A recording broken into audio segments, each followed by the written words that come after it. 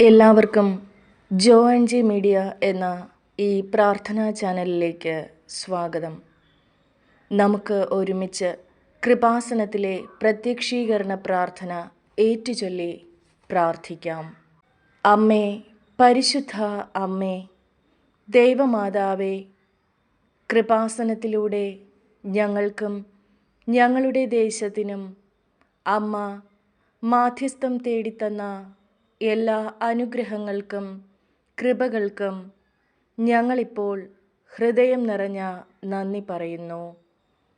അമ്മേ, പരിശുദ്ധ അമ്മേ, ദൈവമാതാവേ, 2004 ഡിസംബർ 7 ഉച്ച കഴിഞ്ഞ് 2:30 കൃപാസനത്തിൽ സംഭവിച്ച അമ്മയുടെ പ്രത്യക്ഷപ്പെടലിനെക്കുറിച്ച് തിരുസഭയ്ക്ക് സമർപ്പിച്ചിരിക്കുന്ന പഠനരേഖകളുടെ മേൽ വസ്തുനിഷ്ഠവും ദൈവശാസ്ത്ര വിധിപ്രകാരമുള്ളതുമായ അന്വേഷണ പഠനങ്ങൾ നടത്തി ആ പ്രത്യക്ഷപ്പെടലിലൂടെ പ്രകടമായ ദൈവമാതാവിൻ്റെ പ്രത്യേക കരുതലും സംരക്ഷണവും വെളിപ്പെടുത്തുന്ന പീഡിതരുടെ ആശ്വാസവും പ്രവാചകന്മാരുടെ രാജ്ഞിയും വാഗ്ദാനത്തിൻ്റെ പേടകവും പ്രപഞ്ചപ്രകൃതിയുടെ മാതാവുമായ പരിശുദ്ധ അമ്മയുടെ ഭക്തി തിരുസഭയിൽ കൂടുതൽ പ്രചരിച്ച് ജീവിതത്തിൻ്റെ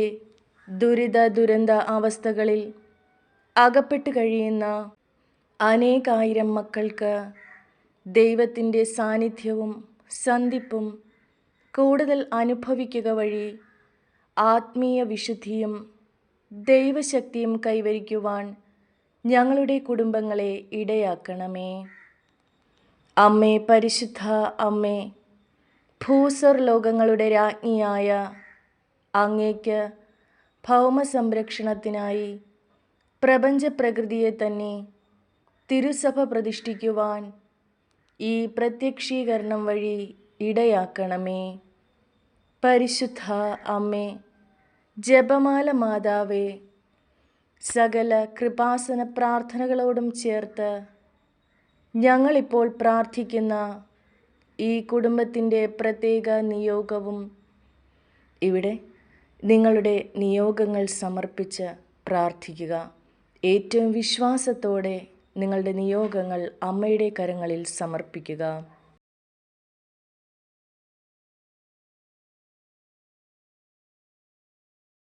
അമ്മയുടെ പ്രത്യക്ഷീകരണത്തിൻ്റെ ഈ അനുഗ്രഹവേളയിൽ ഞങ്ങൾക്ക് സാധിച്ചു തരുവാൻ കനിയണമേ. ആമേൻ. വിശ്വാസ പ്രമാണം.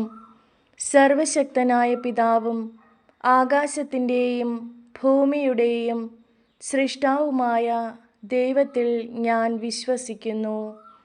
അവിടുത്തെ ഏകപുത്രനും ഞങ്ങളുടെ കർത്താവുമായ ഈശോ മിശിഹായിലും ഞാൻ വിശ്വസിക്കുന്നു. ഈ പുത്രൻ പരിശുദ്ധാത്മാവിനാൽ ഗർഭസ്ഥനായി കന്യാമറിയത്തിൽ നിന്ന് പിറന്ന് പന്തിയോസ് പീലാത്തോസിൻ്റെ കാലത്ത് പീഡകൾ സഹിച്ച് കുരിശിൽ തറയ്ക്കപ്പെട്ട് മരിച്ചു, അടക്കപ്പെട്ടു, പാതാളത്തിൽ ഇറങ്ങി, മരിച്ചവരുടെ ഇടയിൽ നിന്നും 3-ാം നാൾ ഉയർത്ത് സ്വർഗത്തിലേക്കെഴുന്നള്ളി സർവശക്തിയുള്ള പിതാവായ ദൈവത്തിൻ്റെ വലതുഭാഗത്തിരിക്കുന്നു. അവിടെ നിന്ന് ജീവിക്കുന്നവരെയും മരിച്ചവരെയും വിധിക്കാൻ വരുമെന്നും ഞാൻ വിശ്വസിക്കുന്നു. പരിശുദ്ധാത്മാവിലും ഞാൻ വിശ്വസിക്കുന്നു. വിശുദ്ധ കത്തോലിക്ക സഭയിലും പുണ്യവാന്മാരുടെ ഐക്യത്തിലും പാപങ്ങളുടെ മോചനത്തിലും ശരീരത്തിൻ്റെ ഉയർപ്പിലും നിത്യമായ ജീവിതത്തിലും ഞാൻ വിശ്വസിക്കുന്നു. ആമേൻ. സ്വർഗസ്ഥനായ ഞങ്ങളുടെ പിതാവേ, അങ്ങയുടെ നാമം പൂജിതമാകണമേ. അങ്ങയുടെ രാജ്യം വരേണമേ. അങ്ങയുടെ തിരുമനസ് സ്വർഗത്തിലെ പോലെ ഭൂമിയിലുമാകണമേ. അന്നന്ന് വേണ്ടുന്ന ആഹാരം ഇന്നും ഞങ്ങൾക്ക് തരണമേ. ഞങ്ങളോട് തെറ്റ് ചെയ്യുന്നവരോട് ഞങ്ങൾ ക്ഷമിക്കുന്നത് പോലെ ഞങ്ങളുടെ തെറ്റുകൾ ഞങ്ങളോടും ക്ഷമിക്കണമേ. ഞങ്ങളെ പ്രലോഭനത്തിൽ ഉൾപ്പെടുത്തരുതേ, തിന്മയിൽ നിന്ന് ഞങ്ങളെ രക്ഷിക്കണമേ. ആമേൻ. നന്മ നിറഞ്ഞ മറിയമേ സ്വസ്തി, കർത്താവ് അങ്ങയോടുകൂടെ സ്ത്രീകളിൽ അങ്ങ് അനുഗ്രഹിക്കപ്പെട്ടവളാകുന്നു. അങ്ങയുടെ ഉദരത്തിൻ ഫലമായ ഈശോ അനുഗ്രഹിക്കപ്പെട്ടവനാകുന്നു. പരിശുദ്ധ മറിയമേ, തമ്പുരാൻ്റെ അമ്മേ, പാപികളായ ഞങ്ങൾക്ക് വേണ്ടി ഇപ്പോഴും ഞങ്ങളുടെ മരണസമയത്തും തമ്പുരാനോട് അപേക്ഷിക്കണമേ. ആമേൻ. പിതാവിനും പുത്രനും പരിശുദ്ധാത്മാവിനും സ്തുതി, ആദിയിലെ പോലെ ഇപ്പോഴും എപ്പോഴും എന്നേക്കും. ആമേൻ. പരിശുദ്ധ പരമദിവ്യകാരുണ്യത്തിന് ഇരിക്കുക. പ്രിയമുള്ളവരെ, നമ്മൾ അനുഗ്രഹവും കൃപയും കർത്താവ് ഈ ആരാധനയിലൂടെ വിവേചിച്ച് മനസ്സിലാക്കി തരികയാണ്. ഇപ്പോൾ യാക്കോബ് ചേച്ചി എന്നാ പറഞ്ഞത്? അപ്പനെയും അമ്മയുടെയും സ്വത്ത് ഞങ്ങളുടെ കയ്യിൽ ചേട്ടായി തന്നിട്ടില്ല, പക്ഷേ അപ്പനെയും അമ്മനെയും കർത്താവ് അവിടെ ഓഹരി നമുക്ക് കിട്ടിയിട്ടില്ലെങ്കിലും അവർ ജീവിച്ച പോലെ ജീവിക്കാൻ ഉള്ള പരിപാലിക്കാനുള്ള കൃപ തരണമേ എന്നാണ് അവർ പ്രാർത്ഥന. അവർ ഈ ദിവസങ്ങളിൽ കേട്ട ഏറ്റവും നല്ല പ്രാർത്ഥന ഒന്നാത്. അവർക്ക് ആ കർത്താവ് കൃപ കൊടുക്കണ എന്താണ്? അവരുടെ തുച്ഛമായ ഒരു റബ്ബർ ഷീറ്റ് കച്ചവടത്തെ അങ്ങ് ഈശോ നമുക്ക് ബുദ്ധിക്ക് നിരക്കാത്ത രീതിയിൽ അതിനെ അങ്ങോട്ട് വളർത്തിയെടുത്തുകൊണ്ട് വരും. ഇതിനാണ് കൃപയെന്ന് പറയുന്നത്. അനുഗ്രഹത്തിൻ്റെ മാതാവാണ് കൃപ. ഇതാ മദർ ഓഫ് ബ്ലെസ്സിങ്സ് ആയിട്ടാണ് കൃപ വരുന്നത്. അതായത് കൃപ വേറെ ഒത്തിരി കാര്യങ്ങൾക്ക് ഉപയോഗിക്കാം. ദൈവത്തിൻ്റെ ബേസിക്കായിട്ട് ദൈവത്തിൻ്റെ ശക്തിയാണ്. ഇത് കിട്ടണത് ഇളി ഉടുക്കുമ്പോൾ ചേച്ചി തിരിച്ചറിഞ്ഞ് ചേട്ടായി 18 വസ്തുവകൾ മാറ്റിയപ്പോൾ ഇവരുടെ എളി ഉളുക്കിയല്ലേ, സാമ്പത്തികമായിട്ട് അവർ എളി ഉളുക്കലാണ്. പക്ഷേ അവർ കർത്താവിനെ അവിടെ ഒരു തിരിച്ചറിഞ്ഞിട്ട് കർത്താവിനോട് പറയും, ഈശോ ഞങ്ങൾക്ക് അപ്പനെ നോക്കാൻ പരിപാലിക്കാനുള്ള പൊമഴി തരണം പറയും. അല്ല ചേട്ടൻ വഴക്കിടണ കാര്യവും അങ്ങനെയൊന്നുമില്ല. അതിൻ്റെ പേര് കേസിന് പോണ കാര്യം പോലും ഇല്ല. കേസിന് പോകണമെന്ന് ഞാൻ പറയത്തില്ല. ചില ആൾക്കാരുടെ കേസ് പറഞ്ഞാൽ മാത്രമേ അവർക്ക് ബോധം ഉണ്ടാകത്തുള്ളൂ. പക്ഷേ ചിലർക്ക് ഇതുപോലെ നല്ലവണ്ണം പ്രെയർ ചെയ്യാൻ അറിയാം. ഇപ്പോൾ ഈ പ്രൊഫസറോട് എന്താ പറഞ്ഞത്? നിങ്ങൾ അപ്പൻ അനുജന് കൊടുത്ത ഓഹരി കൂടിപ്പോയെന്ന് നിങ്ങൾ കരുതുന്നു, അതുകൊണ്ട് നിങ്ങൾ അപ്പനോട് മിണ്ടണില്ല എന്നാണ് പറയണത്. അതേസമയം തന്നെ അങ്ങനെ വരുമ്പോൾ എപ്പോഴും എൻ്റെ സഹോദരനോട് എനിക്ക് പറയാനുള്ളത്, ഇങ്ങനെ തട്ടിച്ചൊന്നും എടുക്കാൻ പറ്റത്തില്ല.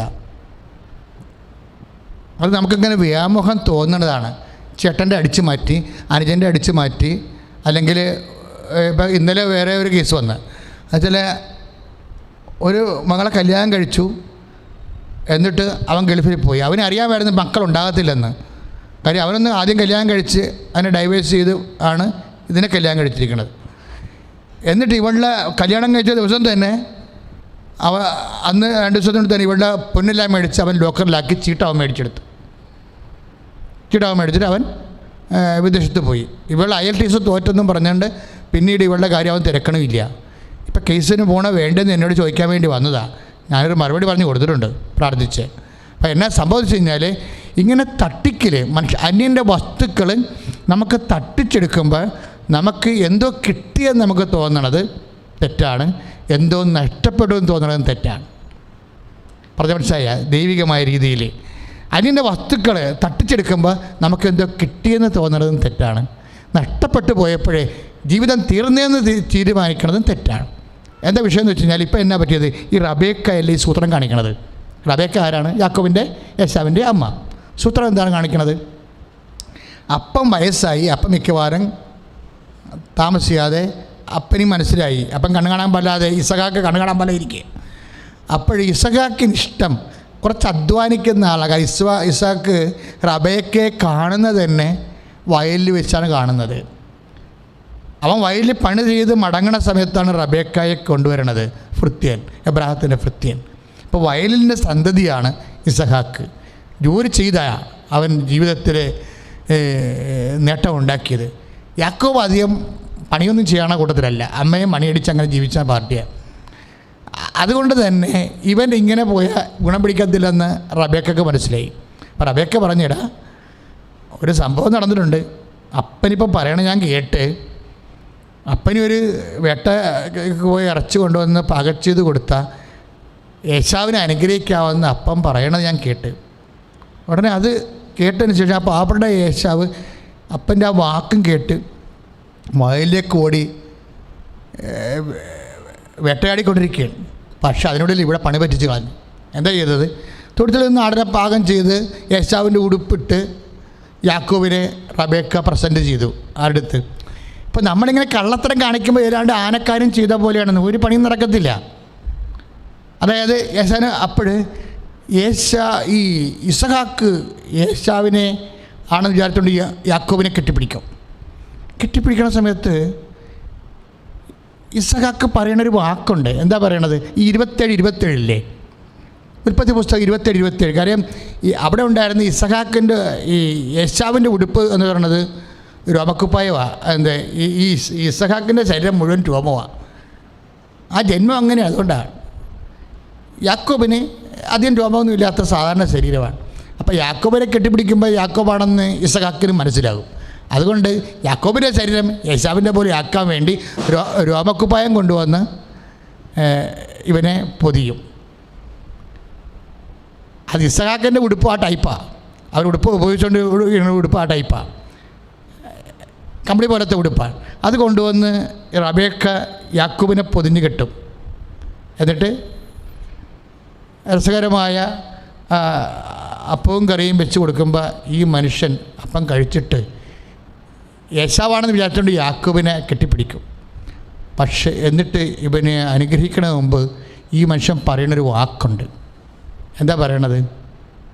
എൻ്റെ മകനെ, നീ തന്നെയാണോ എൻ്റെ മകൻ യേശാവ്? എന്നിട്ട് ഈ ഉടുപ്പ് ഇവൻ മണത്ത് നോക്കും. ഇസഹാക്ക് മണത്ത് നോക്കിയിട്ടൊരു വാക്ക് പറയും. എന്താണ് പറയണത്? ഇത് കർത്താവിൻ്റെ സ്വരം കേട്ടിട്ട് യാക്കോബിനെ പോലെ ഇരിക്കണം, പക്ഷേ നിൻ്റെ ഉടുപ്പ് യേശാവിൻ്റെ ശരീരം പോലെയാണ് എനിക്ക് തോന്നണത്. കാരണം എന്താണ്? കർത്താവ് കനിഞ്ഞനുഗ്രഹിച്ച വയലിൻ്റെ മണമെന്നാണ്. അതാണ് സംഭവം ഇവിടെ. അപ്പോൾ യേശാവാണെന്ന് ഈ മനുഷ്യൻ ധരിക്കാനുള്ള കാരണം എന്താണ്? കർത്താവ് കനിഞ്ഞനുഗ്രഹിച്ച അനുഗ്രഹത്തിൻ്റെ മണമാണ്. അപ്പോൾ ഞാനോർക്കും അനുഗ്രഹത്തിന് മണമുണ്ടോ? അതെ, അനുഗ്രഹത്തിനും മണമുണ്ട്. കർത്താവ് കനിഞ്ഞനുഗ്രഹിച്ച വയലിൻ്റെ മണമാണ് എൻ്റെ മകൻ്റെ ഉടുപ്പിനെന്ന് പറഞ്ഞുകൊണ്ട് യേശാവാണെന്ന് പറഞ്ഞുകൊണ്ട് അവനെ കെട്ടിപ്പിടിച്ച് യാക്കോബിനെ അറിയാണ്ട് അനുഗ്രഹിക്കും. എന്ത് മണ്ടത്തരമാണ്! യേശാവാണെന്നും പറഞ്ഞാണ് അനുഗ്രഹിക്കുന്നത്. യേശാവാണെന്ന് ചിന്തിച്ചും ആണ് അനുഗ്രഹിക്കുന്നത്. യേശാവാണെന്ന് അറിഞ്ഞാണ് അനുഗ്രഹിക്കുന്നത്. അപ്പോൾ ഓട്ടോമാറ്റിക്കായിട്ട് ആ അനുഗ്രഹം ആർക്ക് പോകും? യാക്കോബിന് പോകത്തില്ല. നമുക്ക് തോന്നണതാണത്. ആ അനുഗ്രഹം യേശാവിന് തന്നെയാണ് പോണത്. എന്താ കാര്യം? അനുഗ്രഹം ആരെപ്പോൾ കൊടുത്താലും അത് അനുഗ്രഹം ആർക്കാണെന്ന് തീരുമാനിക്കണത് ആരാ? ദൈവമാണ് തീരുമാനിക്കുന്നത്. ഈശോൻ്റെ കാലം വന്നപ്പോൾ ഇതുപോലൊരു അമ്മ ഒരു വിക്രിയ കാണിച്ചില്ലേ? സലോമി. സ്തുതിയുടെ മക്കളെ യേശുസ്വസ്ഥ ഹല്ലേലൂയ.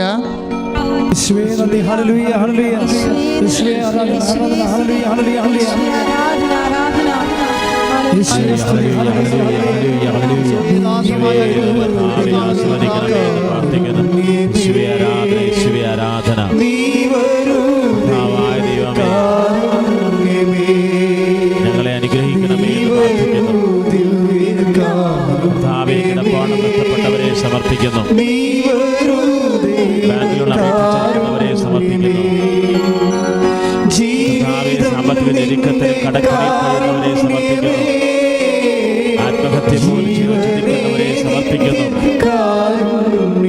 ഉടമ്പടി നിയോഗങ്ങളെ ഏറ്റെടുക്കണമേ. ഈശോയുടെ സാന്നിധ്യം നിറയണമേ. ബിസിനസ് തകർന്നവരെ സമർപ്പിക്കുന്നു.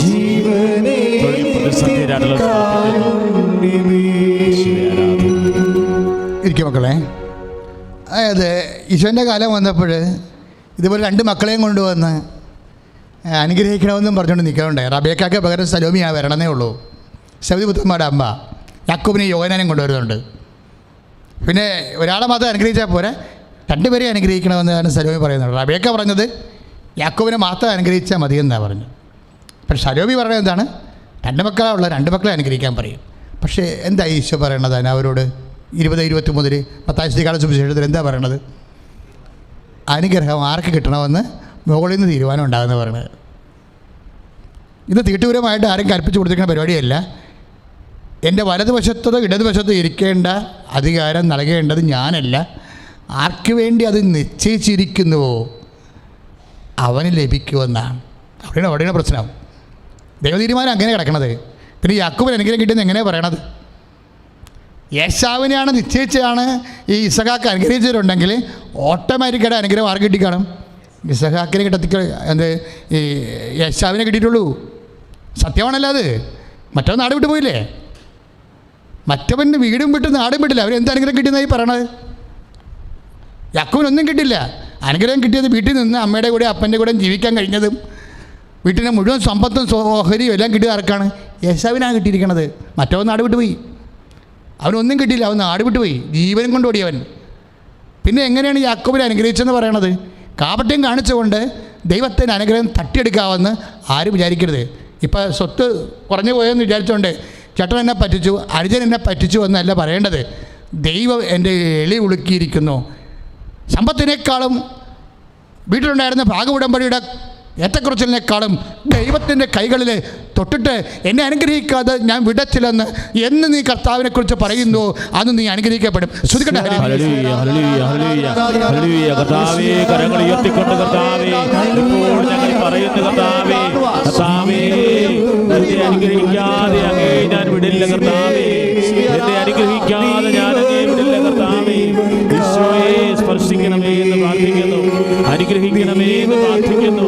അങ്ങേ മുഖാമുഖം കണ്ട് പ്രാർത്ഥിക്കാൻ, ജീവിത ദുരിതങ്ങൾ പങ്കുവെക്കാൻ, ഉടമ്പടി വെച്ച നിയോഗങ്ങൾ അങ്ങയുടെ പ്രാർത്ഥിക്കാൻ ഈശോയെ ഞങ്ങളെ അനുഗ്രഹിക്കണമേ. കർത്താവേ ഞങ്ങളെ അനുഗ്രഹിക്കാതെ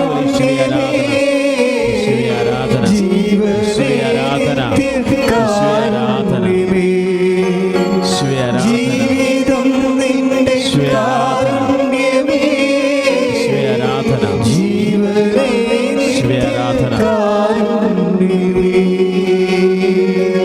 ഞാൻ എന്താണ് ഇങ്ങനെ പറയാൻ കാര്യം എന്ന് വെച്ച് കഴിഞ്ഞാൽ, യാക്കോബിൻ്റെ പിന്നെ ഉള്ള ചരിത്രങ്ങൾ നമ്മൾ വായിച്ചാൽ മനസ്സിലാകും ഈ കെട്ടിപ്പിടുത്തത്തിലൂടെ ഒരു അനുഗ്രഹവും അവന് കിട്ടിയിട്ടില്ലെന്നാ. യേശാവിനാണ് എല്ലാ അനുഗ്രഹം കിട്ടിയത്. എന്താ കാര്യം? യാക്കോബ് പിന്നെയുള്ള ജീവിതം അപ്പനെയും അമ്മനെയും കൂടെ ജീവിക്കാൻ പറ്റാതെ നാട് വിട്ടു പോകുന്ന ഒരു ജീവിതമാണ്. ലാബാൻ്റെ അമ്മാവൻ്റെ വീട്ടിൽ ചെല്ലും. അമ്മാവൻ്റെ വീട്ടിൽ ചെല്ലുന്ന വെച്ചാൽ അമ്മ എന്നെ ഒരു മാസം അവിടെ വാശാരത്തിൽ ഭക്ഷണം കഴിച്ചിട്ട് പണിയൊക്കെ ചെയ്ത് ജീവിക്കുമ്പോൾ ലാബാൻ പറയും, ഇങ്ങനെ ജീവിക്കേണ്ട കാര്യമില്ല, നീ പണി ചെയ്തെടുക്കുക, ഞാൻ എൻ്റെ കൂലി തരും. അങ്ങനെ അവിടെ ജോലി ചെയ്യാൻ. അതിനെക്കുറിച്ച് എന്താ ഇപ്പം പറയണത്? ഞാൻ നിൻ്റെ ലേയായുടെ റാഹേലിനോട് യാക്കോബ് എന്താ പറയണത്? ഞാൻ നിൻ്റെ അപ്പൻ്റെ ജോലി എന്തുമാത്രം കഷ്ടപ്പെട്ടാണ് ചെയ്തതെന്നാണ്. അപ്പോൾ നമ്മൾ ശ്രുതിക്കട്ടെ, ശ്രുതിക്കട്ടെ. ഹല്ലേലൂയ.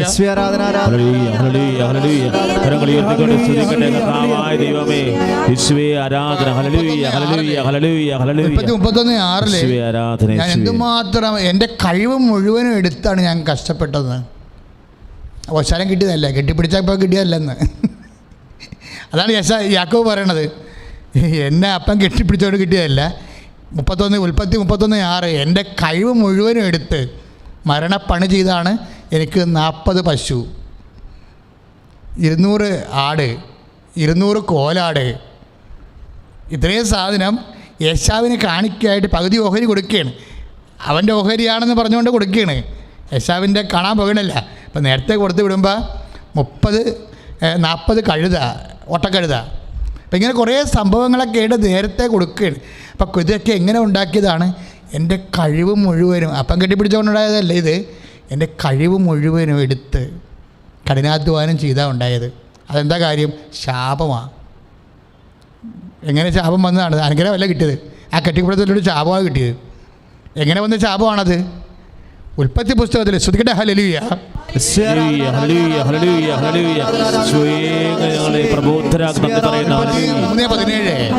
ഉൽപ്പത്തി 3:17 എന്താ എഴുതിയിരിക്കണത്? നീ ഇങ്ങനെ ചെയ്തത് കാരണം, കർത്താവിൻ്റെ സ്നേഹത്തിൽ നിന്നും കൽപ്പന ലംഘിച്ച കാരണം ജീവിതകാലം മുഴുവൻ കഠിനാധ്വാനം ചെയ്യുമെന്ന്. അത് ശാപമായിട്ട്, പാപത്തിന് ശാപമായിട്ട് കൊടുത്തതാണ്. ഈ കള്ളച്ചതി ചെയ്തതിന് ശേഷം അതിന് ശാപമായിട്ട് കിട്ടുന്ന പരിപാടിയാണ്. കാര്യം ആദ്യം റാഹേലിനെ ലയ കല്യാണം കഴിക്കും. ലയയെ കല്യാണം കഴിക്കണത് അവളെ പൂച്ചക്കണ്ണിയാണെന്ന് പറഞ്ഞുകൊണ്ട് എനിക്ക് റാഹേലിനെയാണ് ഞാൻ ഉദ്ദേശിച്ചുകൊണ്ടാണ് ജോലി ചെയ്തതെന്ന് പറയുമ്പോൾ ലാബാൻ ആ ചതി ഇവനെ ചതിക്കും. അവസാനം അവന് വേണ്ടി റാഹേലിന് വേണ്ടി വീണ്ടും 7 കൊല്ലം ചെയ്യും ജോലി, രാത്രിയും പകലും ഓട്ടം ചെയ്യും. അങ്ങനെ ഇത് എവിടെ നിന്ന് വന്നതാണിത്? ഇത് ഉൽപ്പത്തി 3:17 വന്നതാണ്. എന്താണ്? നീ ദൈവത്തിൻ്റെ വചനം ലംഘിച്ച് അതുപോലെ തന്നെ അനുജനെ ചേട്ടനെ ചതിച്ചത് കാരണം നീ ഭൂമിയിൽ കഠിനാധ്വാനം ചെയ്യുമെന്ന്. അപ്പോൾ യാക്കോബിന് കിട്ടിയിരിക്കുന്നത് എന്താണ്? അനുഗ്രഹമല്ല കിട്ടിയത്. ചേട്ടനെ പറ്റിച്ചെന്ന് ഇനിയുള്ള കാലങ്ങളിൽ അനുജന്മാർ വിചാരിക്കരുത്. ഭാര്യയുടെ സ്വർണ്ണം എടുത്ത് ലോക്കറിൽ വെച്ചെന്നും പറഞ്ഞുകൊണ്ട് ഭർത്താക്കന്മാരും ചതിച്ചെന്നും പറഞ്ഞ് വിചാരിക്കരുത്. നീ കിട്ടിയെന്നും പറഞ്ഞിരിക്കുന്ന സംഭവം നിങ്ങൾ കുടിക്കുന്നതായി സ്വപ്നം കാണും, പക്ഷേ നിങ്ങൾക്ക് ദാഹം കിടത്തില്ല. യേശാവിൻ്റെ പ്രവചനങ്ങളാണ്. നിങ്ങൾ കുടിക്കുന്നതായി സ്വപ്നം കാണും, പക്ഷേ നിങ്ങളുടെ ദാഹം കിടത്തില്ലെന്ന്. ഇങ്ങനെ ചില മനുഷ്യന്മാർക്ക് മറ്റുള്ളവരുടെ ആനുകൂല്യങ്ങളും അവകാശങ്ങളും അടിച്ചു മാറ്റണമെന്ന് എപ്പോഴും ഇങ്ങനെ ഉള്ളിൽ തോന്നിക്കൊണ്ടേയിരിക്കും.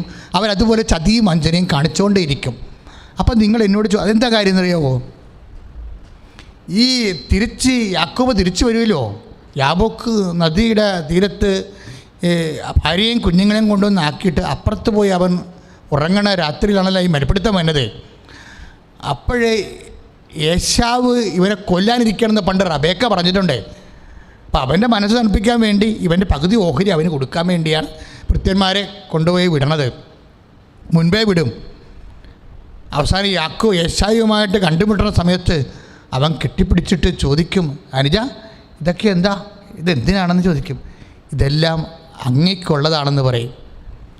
ആരാണ്? 40 പശുക്കൾ, 600 ആടുകൾ, 30 ഒട്ടകങ്ങൾ, കറവയുള്ള ഒട്ടകങ്ങൾ, ഇങ്ങനെ കുറേ സംഭവം, 40 കഴുതകൾ, വണ്ടിക്കഴുതകൾ, ഇതെല്ലാം അങ്ങേക്കുള്ളതാണെന്ന് യാക്കോബ് ഏശാവിനോട് പറയുമ്പോൾ ഞാനൊന്നും കൊണ്ടുപോയിട്ടില്ല, പണ്ടെൻ്റെ കയ്യിൽ നിന്നൊരു അബദ്ധം പറ്റി, അതിൻ്റെ 10 മടങ്ങാണ് തരണത് എന്ന് പറയുമ്പോൾ ഏശാവ് പറയുന്ന വാക്കെന്താണ്?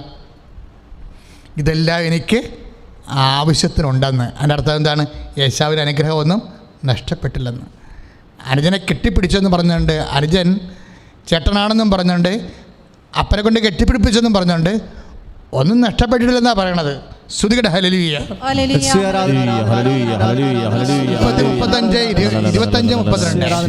25:32 എന്താ പറയണത്? യേശാവ് പറഞ്ഞു, ശ്രുതികട ഹല്ലേലൂയ.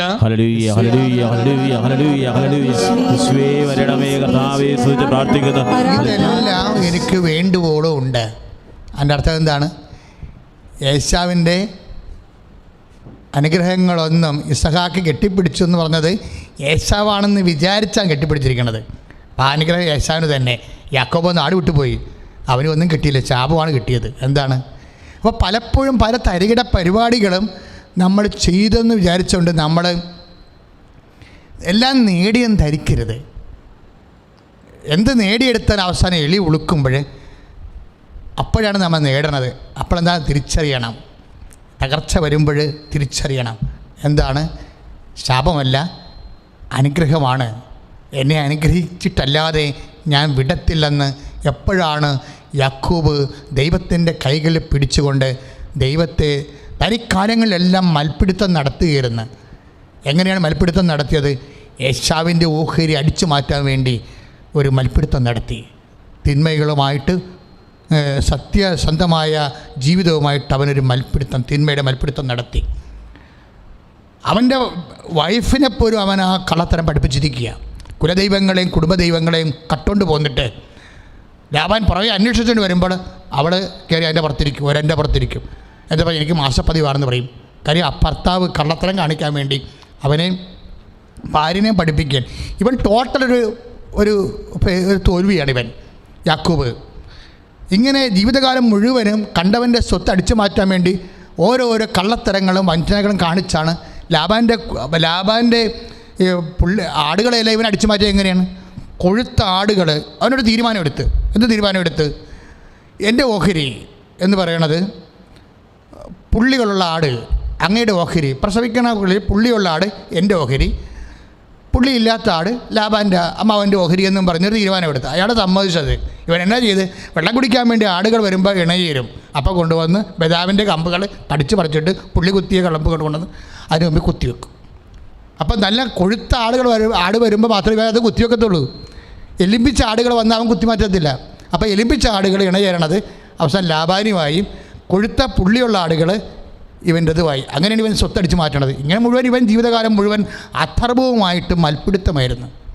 അവസാനം ദൈവം ഇവനുമായിട്ടൊരു മൽപ്പിടുത്തം നടത്തുകയും ഇവൻ നേടിയത് അവസാനം എല്ലാം സ്വന്തം കാലം നിൽക്കാൻ വേണ്ടിയാണ് ഇവനെല്ലാം ചെയ്തത്. പക്ഷേ ആ സ്വന്തം കാലിലെ എലി തന്നെ ഒടുക്കിപ്പോയി.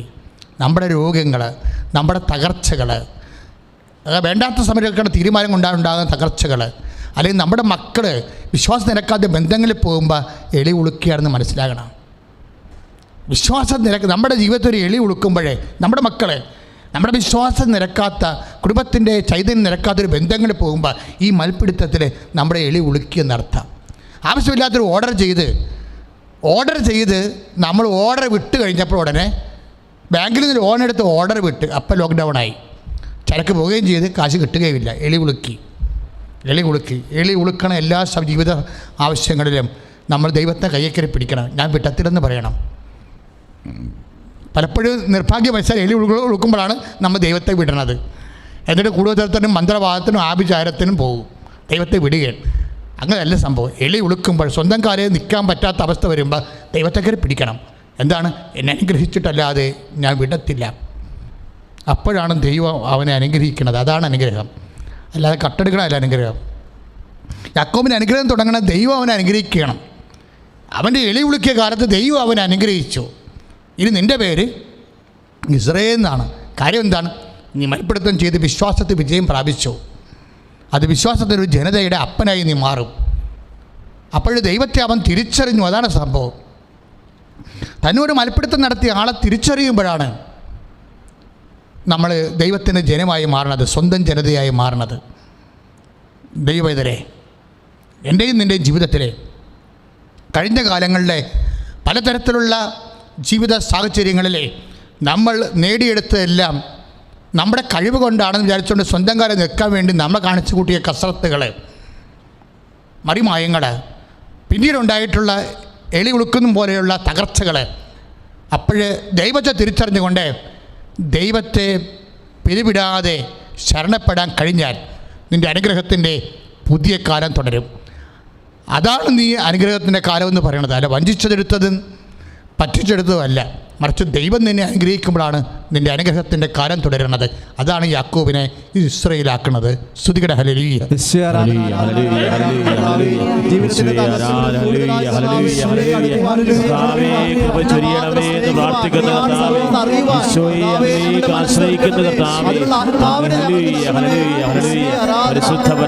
കാരുണ്യത്തിന് ആരാധനയും സ്തുതിയും പോഴ്ചയുണ്ടായിരിക്കട്ടെ.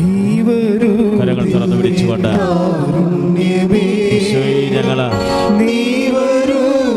ഞങ്ങളെ അനുഗ്രഹിക്കാതെ അത് കടന്നു പോകരുതേ. ഞങ്ങൾ രോഗികളെ സമർപ്പിക്കുന്നു, മാനവരോഗികളെ സമർപ്പിക്കുന്നു, വിദ്യാഭ്യാസം ചെയ്യുന്ന മക്കളെ സമർപ്പിക്കുന്നു, വീടും തൊഴിലില്ലാത്തവരെ സമർപ്പിക്കുന്നു, ശുശ്രൂഷയിൽ പങ്കെടുക്കുന്നവരെ രോഗമുള്ള ഇടങ്ങളിലെല്ലാം കൈകൾ വെക്കേണ്ട സമയമാണിത്. ഓൺലൈനിൽ പ്രത്യേകിച്ച് ശുശ്രൂഷയിൽ പങ്കെടുക്കുന്നവരും ഇപ്പോൾ കൃപാസനത്തിലുള്ളവർ രോഗങ്ങളുണ്ടെങ്കിൽ വെറുതെ കൈവെക്കരുത്. രോഗമുള്ളയിടത്ത് കൈകൾ വെച്ച് ആ ഭാഗം ഈശോയ്ക്ക് സമർപ്പിക്കേണ്ട സമയമാണ്. മക്കളില്ലാത്തവർ അടിവയറ്റിലാണ് കൈവെക്കേണ്ടത്. കർത്താവേ, നിൻ്റെ വിശുദ്ധ പൗരോഹിത്യത്തെ മഹത്വപ്പെടുത്തണമെന്ന് പ്രാർത്ഥിക്കുന്നു. കർത്താവേ, സഭയിലൂടെ നിൻ്റെ സാന്നിധ്യം പ്രകടമാക്കണമെന്ന് പ്രാർത്ഥിക്കുന്നു. കർത്താവേ, ഞങ്ങളുടെ യോഗ്യത കൊണ്ടല്ല, നിൻ്റെ പീഡാനുഭവത്തിൻ്റെയും കുരിശുമരണത്തിൻ്റെ യോഗ്യതയാൽ നിന്റെ നാമത്തിൽ ശരണപ്പെട്ടുകൊണ്ട് പ്രാർത്ഥിക്കുന്ന മക്കളുടെ മേൽ അലിവ് തോന്നണമെന്ന് പ്രാർത്ഥിക്കുന്നു. കർത്താവേ, അന്ധന് കാഴ്ച നൽകിയവനെ, കർത്താവേ ചെകിടിന് കേൾവി നൽകിയവനെ, ചെവികളെ സ്പർശിക്കണമേ കർത്താവേ, കണ്ണുകളെ സ്പർശിക്കണമേ കർത്താവേ. ഈശോ മഹോരോഗ്യം സുപ്പെടുത്തിയവരെ, ഉദരരോഗമുള്ളവരെ സ്പർശിക്കണമെന്ന് പ്രാർത്ഥിക്കുന്ന കർത്താവേ. കർത്താവേ, ഹൃദയത്തെ സ്പർശിക്കണമേ കർത്താവേ, ഹൃദയരോഗമുള്ളവരെ സ്പർശിക്കണമെന്ന് പ്രാർത്ഥിക്കുന്നു. ഹജ്പ്ലാസ് ചെയ്തവരെ സമർപ്പിച്ച് പ്രാർത്ഥിക്കുന്നു കർത്താവേ. ഓപ്പറേഷന് ഡേറ്റ് കുറിച്ചവരെ സമർപ്പിച്ചുകൊണ്ട് പ്രാർത്ഥിക്കുന്നു കർത്താവേ.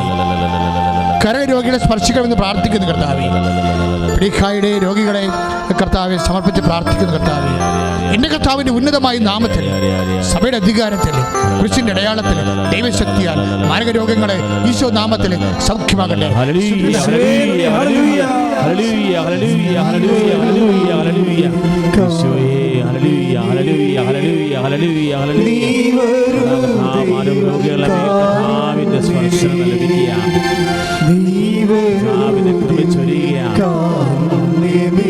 ആരെല്ലാം ശരീരഭാഗത്ത് കരങ്ങൾ വെച്ച് പ്രാർത്ഥിക്കുന്നു, പരിശുദ്ധ പരമദിവ്യകാരുണ്യത്തിന് പ്രിയമുള്ളവരെ, ജീവിത ദുരിതങ്ങൾ, സാമ്പത്തിക തകർച്ചകൾ അവർ നെഞ്ചിൽ കൈവച്ച് ഹൃദയസ്ഥാനത്ത് കൈവച്ച് പ്രാർത്ഥിക്കേണ്ടതാണ്. പരീക്ഷ എഴുതിയിട്ട് റിസൾട്ട് വരാത്തവരെ, എഴുതിയിട്ട് വീണ്ടും വീണ്ടും അറ്റൻഡ് ചെയ്തിട്ട് തോറ്റു പോകുന്നവരെ, ജീവിത മാർഗങ്ങൾ അടഞ്ഞു പോയവരെ, കടകമ്പോളങ്ങളും തൊഴിൽ സ്ഥാപനങ്ങളും അടഞ്ഞു പോയവരെ, കുടുംബത്തിൽ കലഹങ്ങൾ മാറാത്തവരെ, അവരെല്ലാം ഈശോ അനുഗ്രഹിക്കുന്ന സമയമാണ്. ഉടമ്പടി ചെയ്ത മുഴുവൻ വിഷയങ്ങളും നിങ്ങൾ സമർപ്പിക്കുക. ഓൺലൈനായിട്ടും തീർത്ഥാടന ഉടമ്പടിയായിട്ട് ചെയ്തു പോയ വിഷയങ്ങളെല്ലാം പരിശുദ്ധ അമ്മ വഴി ഈശോ ഏറ്റെടുക്കുന്ന സമയമാണിത്. നന്നായി പ്രാർത്ഥിക്കട്ടെ മക്കളെ. നിങ്ങൾക്ക് സാക്ഷ്യം പറയാൻ അത് കഴിയും. ഇപ്പോഴേ അത് തൊണ്ടയ്ക്ക് അസുഖമുള്ളവരെ സുഖപ്പെടുത്തുന്ന സന്ദേശമുണ്ട്. ജനേന്ദ്രിയങ്ങൾക്ക് തറച്ച രോഗമുള്ളവരെ സുഖപ്പെടുത്തുന്ന സന്ദേശമുണ്ട്. ഹൃദയത്തിന് സ്പർശിക്കുന്ന സന്ദേശമുണ്ട്. ഹൃദയം ചുരുങ്ങിപ്പോകുന്നവരെ കർത്താവ് സ്പർശിക്കുന്ന സന്ദേശമുണ്ട്. കർത്താവെ എല്ലാ രോഗികളെയും, വിദ്യാഭ്യാസ മേഖലകളിൽ അഡ്മിഷൻ ഇല്ലാതെ പോകുന്നവർ, അഡ്മിഷൻ കിട്ടാത്തവർ, പരീക്ഷയിൽ കർത്താവെ ഫെയിലായിപ്പോയവർ, കർത്താവെ ഒത്തിരിയേറെ സപ്ലൈ ഉള്ളവരെ എല്ലാവരെയും സമർപ്പിക്കാൻ പ്രാർത്ഥിക്കുന്നു കർത്താവെ. ഈശോ വ്യത്യസ്തമായ മേഖലകളിലെ ഈശോ വിദേശ ജോലികളുടെ യാത്രകളുടെ കർത്താവ് അതിനുവേണ്ടി ഒരുങ്ങുന്നവർ, അതിൻ്റെ അനുയോജ്യമായ പത്രങ്ങൾ കർത്താവെ രേഖകൾ ലഭിക്കാത്തവർ, കർത്താവ് അതിനുവേണ്ടി പരിശ്രമിക്കുന്നവർ, കർത്താവ് അതിനുവേണ്ടി സമ്പത്ത് അനുഷ്ഠിക്കുന്നവർ, വിവാഹ തടസ്സമുള്ളവർ, മക്കളില്ലാത്തവർ, വീടില്ലാത്തവർ, വഴിയില്ലാത്തവർ, വ്യത്യസ്തങ്ങളായ ജീവിത തടസ്സങ്ങളിൽ കർത്താവ് രേഖകൾ ലഭിക്കാത്തവർ, കർത്താവ് അങ്ങനെയുള്ള എല്ലാവിധ വിഷമതകളിൽ കഴിയുന്നവരുടെ എല്ലാ തടസ്സങ്ങളും ദോഷങ്ങളും കർത്താവ് വ്യത്യസ്തങ്ങളായ രോഗങ്ങൾ, മാരക രോഗങ്ങളുടെ സൗഖ്യങ്ങൾ കർത്താവ് ഈ നിമിഷം കർത്താവ് അത് സൗഖ്യപ്പെടുത്തി പ്രാർത്ഥിക്കുന്നു. എൻ്റെ കർത്താവിൻ്റെ ഉന്നതമായ നാമത്തിൽ സഭയുടെ അധികാരത്തിൽ കുരിശിൻ്റെ അടയാളം ദൈവശക്തിയാൽ മാർഗരോഗങ്ങൾ മാറിപ്പോകട്ടെ. ജീവ ദുരിതങ്ങളുടെ തടസ്സങ്ങൾ പരിശുദ്ധ അമ്മയുടെ മധ്യസ്ഥത്തിൽ യേശു മാറ്റിയെടുക്കട്ടെ. നിങ്ങൾ ദൈവത്തിൻ്റെ സുവിശേഷത്തിൻ്റെ സാക്ഷികളായി മാറ്റട്ടെ. ശ്രുതികട്ടെ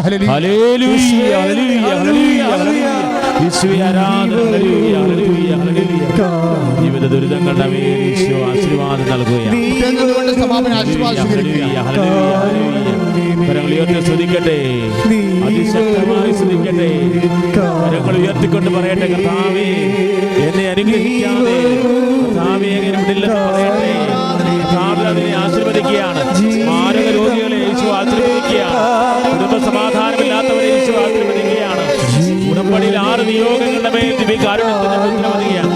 TV ചാനലിലൂടെ ശുശ്രൂഷ കാണുന്നവര്, ലോകത്തിന്റെ വ്യത്യസ്ത ഭാഗങ്ങളിൽ പ്രാർത്ഥിക്കുന്നവര്, ഇപ്പോൾ തത്സമയ നിയോഗങ്ങൾ സമർപ്പിക്കുന്നവര് ഈശോ ആശീർവദിക്കുകയാണ്.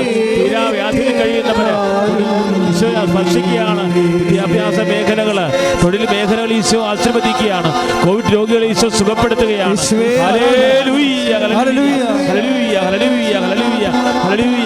കർത്താവേ സാക്ഷ്യം പറയാൻ അടിയാകണമേ എന്ന് പ്രാർത്ഥിക്കുന്നു.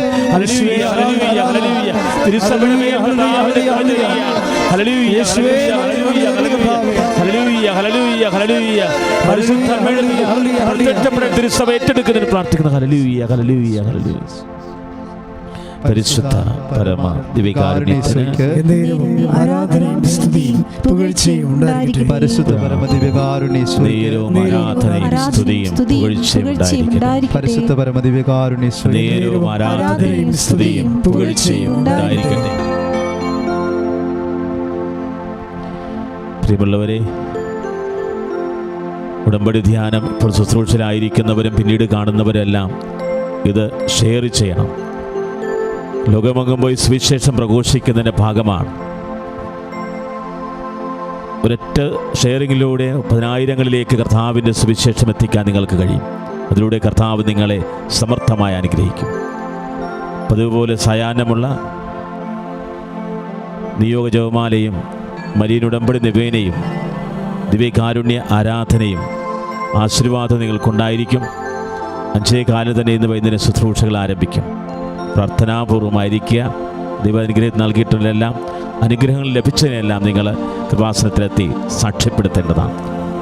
ആവേ